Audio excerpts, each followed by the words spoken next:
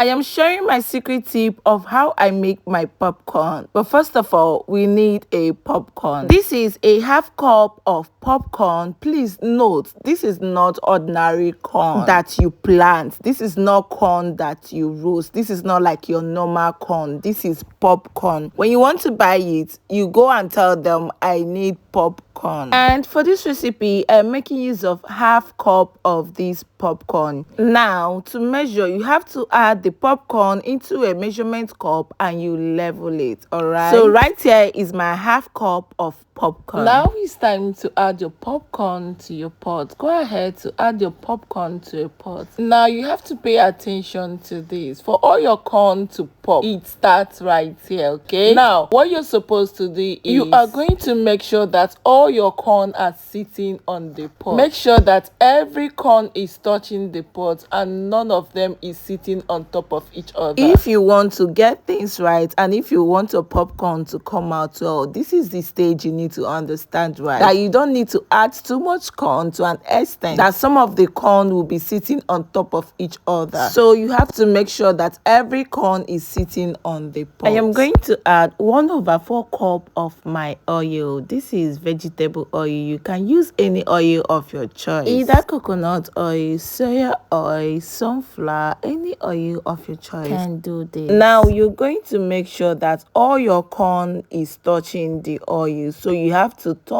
stir this gently. At this point, you're free to turn on the heat as you continue to turn the popcorn.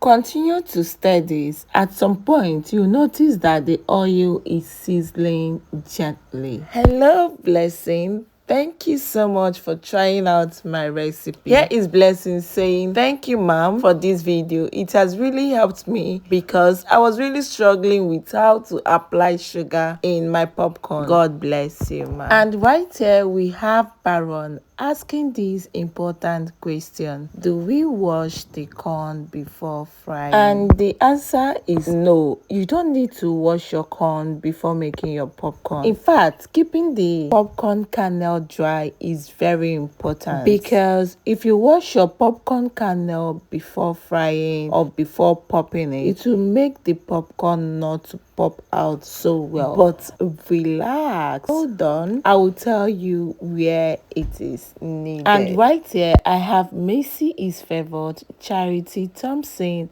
and many other people commenting under my previous post. Let me know where you're watching me from. Comment under the comment section. I will give you a shout out in my next video. And don't forget to subscribe. Subscription is free. Turn on the notification bell so that whenever I post a new video, you'll be getting an alert of my notification. My name is Ouma Cakes and Food, and right here we do with everything that have to do with cakes and food. Anyway, let's begin with our video. As the oil continues to sizzle, you notice some corn pop. Hello, you're about to be the best popcorn maker in the world, and you'll be so proud of yourself. Now that the popcorn kernels have started to pop, don't cover the pot. Remember, I made a video last year telling you to cover your pot. Now this is the improved secret. Don't tell anybody. Just go ahead and add a half spoon of water to the pot and there will be a reaction. Cover immediately and allow it to pop.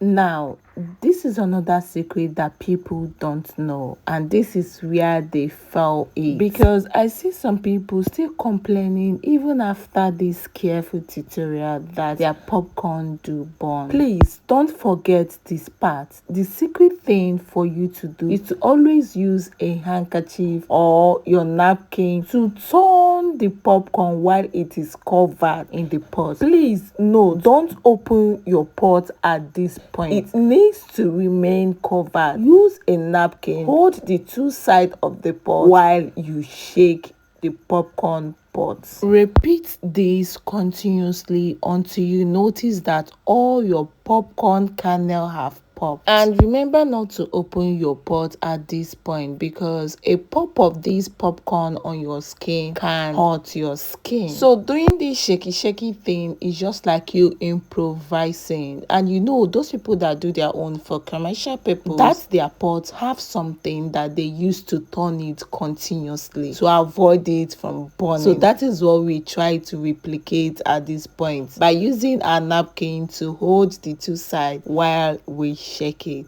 gently.